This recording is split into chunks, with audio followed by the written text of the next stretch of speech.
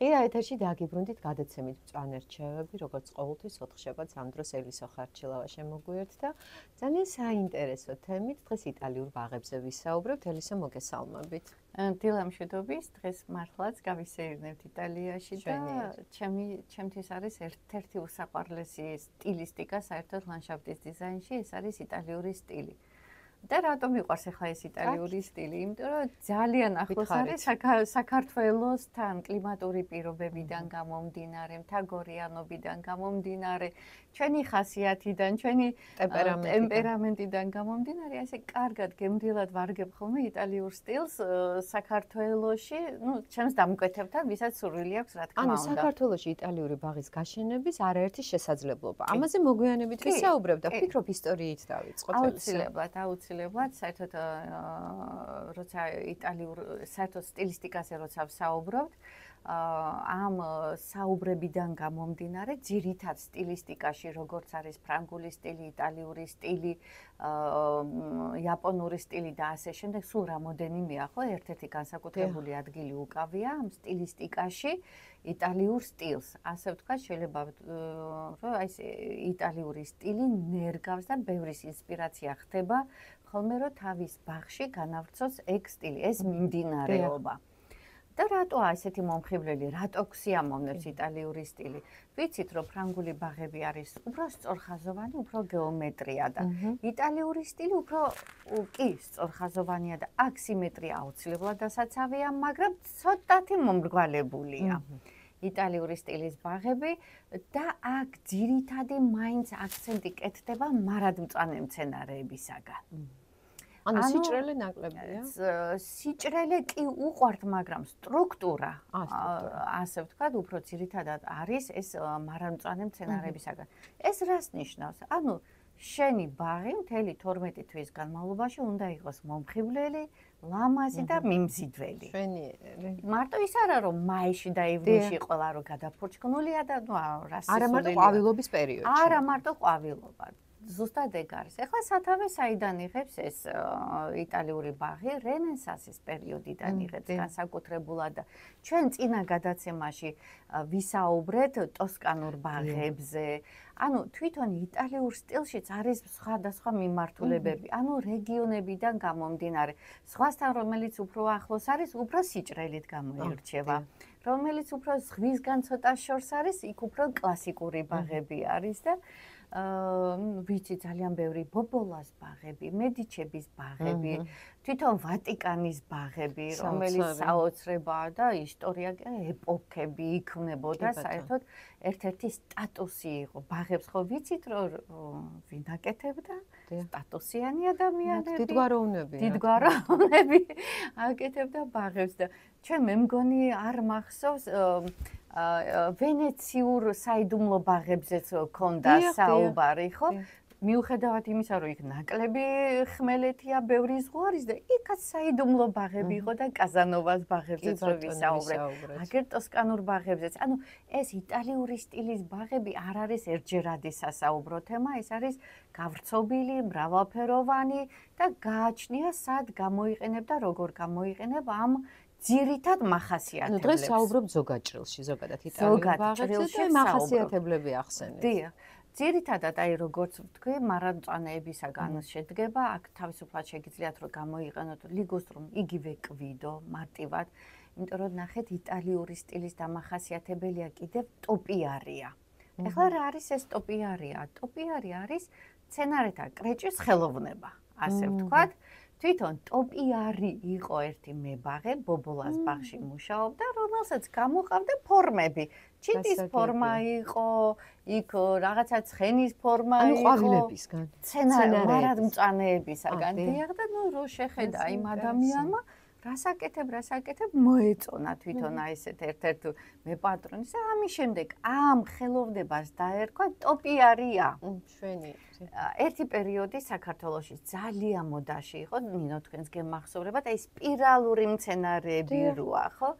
დიდად არ მომწონდა. იცით, მაგრამ ნუ ეს გემოვნებაზე დაუბენ თუ არ დაუბენ სხვა საკითხია, მაგრამ რო გითხრათ, ხართავანებული არ ვიყავ. მახსოვს კარგად. კი, იყო არ მხდება. ეხლა არ გხდებათ, ხო, იმიტომ რომ ეს შრომატევადია ძალიან დიდი მოვლა ჭირდება და ხელოვნების ნიმუშები არის, ასე ვთქვათ, ამისი სპეციალისტები უნდა გამოზარდო, რომ ეს გააკეთოს. ხო, იქ თulis შესასრულებელი. აუცილებლად. ეს მარტო სპირალი ხო არ არის, იტალიურ ბაღებს რო გადავხედავთ, იქ რაღაცა საოცარი რაღაცები აქვს და ამისი ნიმუშები არის, აი ხა დუბაიში რო ბევრი მოგზაურობენ და იქ რო არის დუბაის ბაღებს რო აჩვენებენ, ხო? აი კატის ფორმატით, ფრინავის ფორმა, რა ვიცი, რისი ფორმა არის.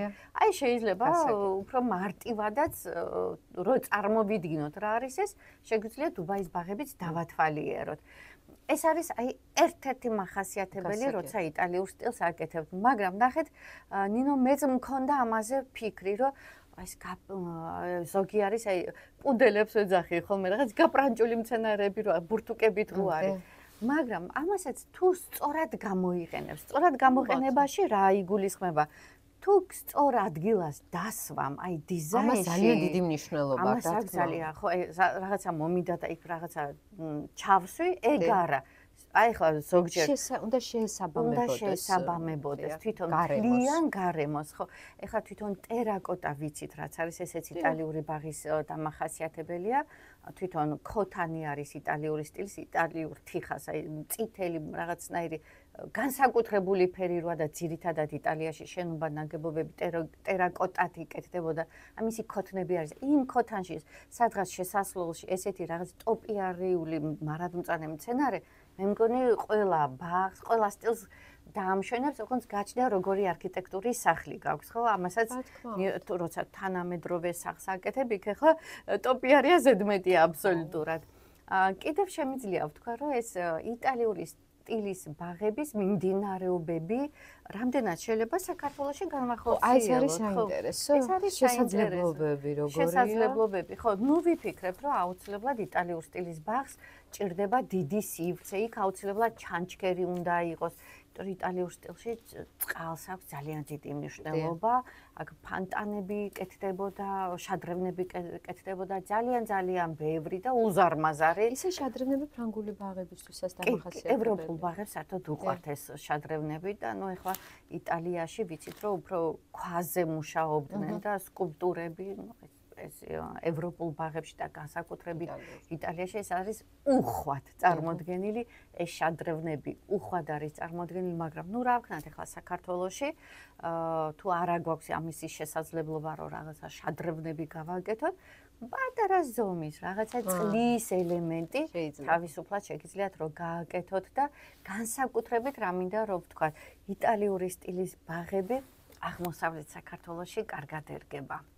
ანუ უფრო სიმშრალე ხო არის და ის მცენარეები კლიმატიდან გამომდინარე ლავანდა ეს ლიგუსტრუმი რო ვთქვი ხვიარა ვარდები ეს რაღაცნაირად ჩვეულებრივი ვარდები განთქმული ვარდები იქნება თუ ბუჩქოვანი ვარდები იქნება ის ძალიან კარგად არის აღმოსავლეთ საქართველოში აი კარგად ჯდება როზმარინი შეგვიძლია რომ გავაკეთოთ მაგრამ ნახეთ იტალიური სტილის ბაღებისთვის არის კიდევ დამახასიათებელი ციტრუსები. ციტრუსები. ეს ციტრუსები უკვე დასავლეთში არის, კი ბატონო. ეს პორტოხალი იქნება, კუმკვატი იქნება, ლიმონი იქნება, მაგრამ როცა აღმოსავლეთ საქართველოში ვაკეთებთ და სურვილი აქვს ახლა დამკვეთს და მით უმეტეს თუ ის არის აგარაკი და არა საცხოვრებელი, მეუბნები რომ კი ბატონო, გავაკეთოთ ციტრუსი, მაგრამ უნდა შეიფუთოს. მეუბნება, კი, შეიფუთოს, იმიტომ რომ მე ზამთარში არ ვარ იქ და არ მიშლის არაფერს. მარტივად შეიძლება ამისი განხორციელება ეს ქოთანში რომ ეს ციტრუსი იყოს და ჩვენ ვიცით რომ აი ამალფის კუნძულები და პოზიტანოში სულ ლიმნები, პორტოხლებია, რაღაცა ფერადია. ეგ არის იტალია. იტალიური ბაღი. კი ბატონო. კი ბატონო, ეგ არის. აი, როდესაც ზოგადად იტალიურ ბაღს გეგმავთ, რა თქმა უნდა, ძალიან ბევრი ფაქტორია გასათვალისწინებელი. ფორმის დაგეგმარება როგორ ხდება, ხო? გარკვეული ფორმები აქვს იტალიურ ბაღს, უფრო სიმრგვალეა, ხო, დამახასიათებელი. სიმეტრიული ბაღებია აუცილებლად. ღერძი, მთავარ ღერძი უნდა მოიძებნოს, ასე ვთქვათ, იდეის ღერძი. ეს იქნება შადრევანი, ეს იქნება რაღაცა ძირითადი ერთი ასე ვთქვათ ბელადი მცენარე რის გარშემოდაც გააკეთებ ხომ თავარი მცენარე ეს შეიძლება სახლიც იყოს რომ სახლს მოარგო და ვიცით რომ ჩვენ სახლი და ბაღი ერთი ნაწილი უნდა იყოს და არა ცალ-ცალკე ხო ახლა თუ თანამედროვე სტილის სახლი შეგხვდა იქ უკვე იტალიურ სტილს გააკეთებ, მაგრამ უკვე გათანამედროვებულ სტილს გააკეთებ, ხო? ანუ იტალიურ ბაღი ბევრი რამის საშუალებას გაძლევს. ბევრი რამის საშუალებას გაძლევს და ჩვენი ბაზარში არის იმდენი მცენარეები, რომ მარტივად შეგიძლია იტალიური სტილის ბაღი გაბედო და გააკეთო. აი რომელია ეს ადვილად მოსავლელი მცენარეები? როგორც იტალიური ბაღისთვის არის დამახასიათებელი. კი ბატონო, როგორც ვისაუბრეთ, ეს არის ერთადერთი კი არა და მრავალფეროვნებს შორის ლიგუსტრუმი კვიდო მცენარე, რომელიც საქართველოში და თბილისში განსაკუთრებულად ძალიან ბევრი არის. მარადმწვანე არის, კრეჭას ექვემდებარება, ადვილად მოსავლელი არის ეგ მცენარე. ბზა შეგვიძლია რომ გამოვიყენოთ, აი ტოპიარიაში, როცა მე პატარა ბაღი მაქვს, ხო? თუნდაც ის მომრგვალებული ფორმის რო იყოს ეს ბზა, ხო? მაგრამ ნახეთ ეს ტოპიარიას როცა ააკეთებ ადამიანი, შენ წინასწარ უნდა დაგეგმო, შენ ბურთები გჭირდება? თუ კონუსური ფორმის გჭირდება, აუცილებელი არ არის რაღაცა დიდი მცენარე იყოს და სპირალი იყოს, ან კატის ფორმა ჰქონდეს და ან ცხენის ფორმა, ხო? შეიძლება ასეთი ეს კატის ფორმა და ცხენის ფორმა, ხო? მცენარეა, მაგრამ ნუ მოყარულებიც არიან. პუდელებს სახში მირჩევნია კატა მყავდეს და ცოცხალი კატა. ცოცხალი კატა რო ყავდეს, კი ბატონო. თავისუფლად შეიძლება მომრგვალი ფორმები. წარმოდგენი და კიდევ რა კუბიკების ფორმებით შეგიძლიათ რომ გააკეთოთ. ესეც იტალიური სტილისთვისაც დამახასიათებელია ტერასები ძალიან. ტერასები, აი ტერასები. მე მგონი არ უნდა იყოს ადვილი ტერასის მოწყობა.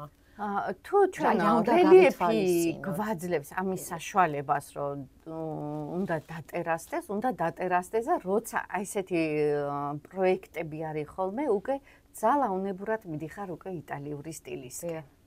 რომ დატერასება ეხლა ფრანგული ბაღებისთვის ცოტა ისეთია, უხერხულიც. ვერ შეკადრებ ფრანგულ ბაღებს დატერასებას, ხო, სტილია. ეხლა ზუსტად მქონდა კონსულტაცია ერთ დამკვეთთან, ის მეუბნებოდა, რომ სადღაც 3 თუ 4 მეტრი მაქვს დაქანება, სხვაობა. დატერასების გარეშე უნდა და დატერასების გარეშე უკვე ამდენ მიწას ვერანაირად ეზოს მით უმეტეს. უკვე რადგან დატერასება მოითხოვა, მე თვითონ შევთავაზე, მოდი აბა იტალიურ სტილზე ვიფიქროთ. იმიტომ ეს დატერასებას შორის იქ შეგიძლიათ ისეთი ამპელური მცენარეები დასვათ. რას ნიშნავს ამპელური მცენარეები? გადმოსული მცენარეები, რომელიც ამ დატერასებას ცოტა დაგირბილებს. გასაგებია. ხო, ეს საინტერესოა. კი, ეგ ლონიცერები შეგვიძლია გავაკეთოთ, აი ესეც მარადმწვანე არის, ჩიტა ვაშლებს რო ეძახიან, ასე ვთქვათ. განთქმული ვარდები შეგვიძლია, სუროები შეგვიძლია რომ გავაკეთოთ, რომელიც ესე მძივებით იქნებათ. რატომაც არა ერთი იარუსი ესეთი ამპელური მცენარეები და უკან მე შეგიძლიათ ეს ფორმირებული, თუ გითხრათ ეს ბურთის ფორმის ბზები იქნება თუ ესეთი უთხოვარიც ძალიან კარგად ექვემდებარება კრეჭას, კონუსის ფორმის. ესეც შეგვიძლიათ რომ გავაკეთოთ და უკვე ლამაზი ბაღი არის. აი ეს რაც შეეხება მარადმწვანებს და რაც შეეხება აი მცენარეები, რომელიც შეიძლება შეურიოთ. ძირითადად ვარდები. სიფერადები შეაქვს, ამ ვარდებს შეაქვს ძირითადად მაინც როზმარინები შეგვიძლია რომ გავაკეთოთ, ლავანდები შეგვიძლია რომ გავაკეთოთ და აი ხა ისევ გაჩნია რეგიონს, თუ ზღვასთან უფრო ახლოს ხარ, კამელიები შეგვიძლია რომ გავაკეთოთ. ხო, ძალიან მაგნოლიები, კამელიები, აი უხვად არის წარმოდგენილი. ციტრუსები, რა თქმა უნდა, მარტივად შეგვიძლია გავაკეთოთ და თან იტალიურ სტილში, ნუ წყლის ელემენტებზე ვისაუბრეთ, თან აქ ძალიან კარგი არის საზაფხულო სამზარეულოები. რას ნიშნავს ამას თვითონ იტალიელები სხვა რამეს ეძახიან ამ საზაფხულო სამზარეულოს, სადაც აი ხუმელი უნდა იყოს აუცილებლად, სადაც პიცას აწყობენ, ასე ვთქვათ და სადაც იკრიბება ოჯახის წევრები და ეს სახლთან ახლოს უნდა იყოს. ღია და ტენტით მარტივად გადახურული. აი ესეც ქვია საზაფხულო სამზარეულო, ესეც იტალიური სტილისთვის დამახასიათებელია და თუ მით უმეტეს საქართველოში ჩვენ გვაქვს ამისი ადგილი და შესაძლებლობა, რატომაც არა და ამ საკუთარ ბუნებაში. ხო, აი ნახეთ, პერგოლა არის უფრო მცენარეებისთვის გათვალისწინებული, სადაც ხიარებს გააკეთებთ, მაგრამ საზაფხულო, სამზარეულო იქ მცენარეები არა, იქ უფრო მაგი და პატარა ღუმელი პიცის გამოსაცხობად და იქ შეგიძლიათ უკვე ქოთნებში რაღაცა ის ლიმონები რო ჩასვათ და უკვე იტალიაში ხარ. და იცით რა მაინტერესებს, რაც შეეხება ხიდებს, ანუ იტალიური ბაღებისთვის არის თუ არა დამახასიათებელი? ჩანჩქერი უყვართ? ჩანჩქერი უყვართ, წყალი უყვართ, მაგრამ აი ესეთი მდინარე და რაღაცა ხიდი ეს ბაღებში არის, ეს უფრო იაპონია. უფრო იაპონიაში კი იაპონური ბაღისთვისაც ჩვენს გვექნება ამაზე საუბარი. იაპონური ბაღიც, საერთოდ ყველაფრის საფუძველი არის. მე თუ ჩინური და აზია, ხო, შენ განსაკუთრებით. არა, მომწონს რა თქმა უნდა იტალიური ბაღების ფრანგული ზოგადად, აი როგორ შეიძლება სილამაზე არ აღიქვა და არ მოგწონდეს, კი. იაპონური ბაღები ჩემთვის პირადად გამორჩეული, რაღაც სხვა მისტიკაა იქ. კი, ინტერფილოსოფიურია. ფილოსოფია. ხარ გადავიჭრათ იაპონიაში, ხო დავიტოვოთ. ფილოსოფია, აქ უფრო ესთეტიკაა და აქ უფრო სტატუსია და რაც უფრო მდიდარი იყო ადამიანი, მით უფრო ბევრი ქანდაკება ჰქონდა, მით უფრო ბევრი შადრევანი ჰქონდა, მით უფრო მეტად ეს ტოპიარია იყო ძალიან ბევრი. კი ბატონო. ეს გაბრანჯული მცენარეები და იტალიურ ბაღებს რო დავათვალიერებ, რაღაც საოცრებებს აკეთებენ, მაგრამ მაგრატლით აკეთებენ რაღაცა საოცრებებს. და თანამედროვე, ხო, იტალიურ ბაღებს, გასაგებია ხა ძველი, როგორც იქ ჩანჩქერები თქვით, ძეგლები და არქიტექტურული თვალსაზრისით ძალიან დატვირთული. აი, თანამედროვე იტალიური ბაღი არის თუ არა განსხვავებული ძველისგან? რა დატოვეს და რას დაუშვათ აღარ იყენებენ მოწყობისას? კი ბატონო, ტოპიარი ამოვარდა ნელ-ნელა. ანუ ის უკვე აი ძაღლი და კატის ფორმებში მცენარეები ცოტათი ამოვარდა, უფრო ძირითადად ბურთის ფორმებში არის გაკეთებული, როცა კომპოზიციებს ვაკეთებ. ანუ ისეთი სიმეტრიული ბაღები, კიბეები, ხო, ესეც გამომჩა, კიბეები თუ დატერასება როცა არის, იქ აუცილებლად კიბე საჭიროა. ამ კიბეების გარშემო სიმეტრიულად ქოთნებში ჩარგული მცენარეები ეს აუცილებლად უნდა ყოფილიყო სიმეტრიაში და ეს რაღაცები ასე თუ ისე ნელ-ნელა ამოვარდა. ეხლა უფრო გამარტივდა, იმიტომ რომ მცენარეები უფრო ჯგუფურად ვაკეთებთ ჩვენ ძირითადად პრაქტიკიდან გამომდინარე, უფრო მარტივად მოსავლელია და გაზონს ენიჭება ჩვენთან ძალიან დიდი ყურადღება. რაც იტალიური სტილის ბაღებისთვის ცოტა ნაკლებია, გაზონი იქ არ არის. იქ უფრო სიმეტრიული აი შემოღობები იყო ასეთ ცოცხალი ღობეებით, ასე ვთქვათ, სადაც ირგვებოდა ეს ფერადი ვარდები, ანუ ფრანგული სტილი და იტალიური სტილის ხო კლასიკურად რო დაშალოთ, ძალიან დიდი სხვაობაც არ არის. მაგრამ ამათ ცოტა დაამრგვალეს, სიმრგვალეები მისცეს იტალიელებმა და ამას ძალიან დიდი ყურადღება უნდა საერთოდ, როცა იტალიურ სტილს აკეთებ და დამკვეთს, ეს ზუსტად უნდა აუხსნათ, რომ არ აგიჭრელდეს დაგეგმარებისას ბაღი და იტალიის მაგვრად საფრანგეთში რო არ აღმოჩნდე, ხო. კი ბატონო, ეხლა პატარა ეზოებისთვისაც, ვისაც პატარა ეზო აქვს, ხო რა მინდა, იტალიური სტილის ბაღი მინდა, არა მაქვს ეს დატერასება, არც კიბეები მაქვს და არც შადრევნების გაკეთება შემიძლია. როგორ შეგვიძლია რომ გავაკეთოთ, ხო? შეგვიძლია რაღაცა ცენტრალური ადგილას ერთი ტოპიარიული მცენარე წარმოვადგინოთ, ხო? და ეს იქნება სპირალი, იქნება თუ რაღაცა დიდი ბურთი იქნება, ან თუნდაც უთხოვრის რაღაცა კონუსური ფორმა, ხო? აი ამის გარშემო შეგვიძლია მე რომ გავაკეთოთ. ხო, აი ეს შეგვიძლია თუ ეხა არ უნდა ის რაღაცას ის სპირალი და რაღაცა ტუიასგან კეთდება საერთოდ ძირითადად ეს სპირალები კიპარისებისაგან კეთდება, ესეთი ფორმირება და არის ხოლმე კიდევ შტამპზე მცენარეები დიდი ბურთით რო არის მარადმწვანე. ესე ძალიან ლამაზია.